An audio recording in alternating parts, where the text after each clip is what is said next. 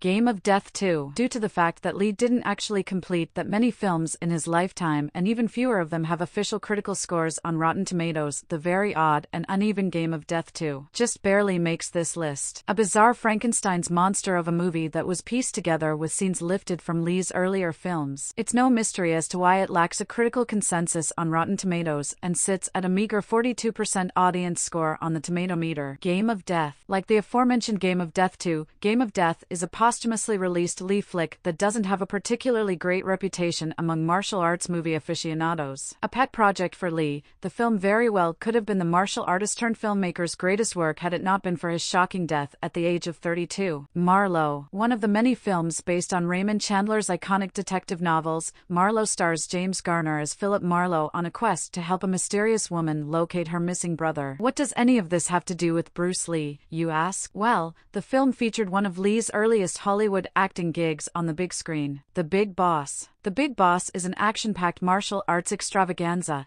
and the first of Lee's films that could easily be considered a masterpiece. Confusingly, the film was released in many territories as Fists of Fury, making it easily confused with Fist of Fury, also known as The Chinese Connection, released the following year. Fist of Fury. Fist of Fury is a kung fu classic starring Bruce Lee in his second major big-screen role. The crowd-pleasing film features many of Lee's most iconic movie moments, and tons of amazing action choreographed by Lee himself. The Way of the Dragon. The Way of the Dragon is Lee's directorial debut and follows a martial artist who vows to protect the owners of a Chinese restaurant in Rome from a vicious gang of thugs. Enter the Dragon. It almost goes without saying that Enter the Dragon is a highly influential action classic, one of the best action films of the 1970s. In fact, it stars Lee as a martial arts master on a mission to stop the evil drug lord responsible for the death of his sister. Be Water. Be Water is a fantastic documentary about the life and career of Bruce Lee, created as a part of ESPN's celebrated 30 for 30 documentary series. It chronicles the making of 4 of Lee's most beloved films, and makes extensive use of archival footage and interviews with the martial artist filmmaker. The Green Hornet. Yet another Bruce Lee film that lacks an official critic score on Rotten Tomatoes,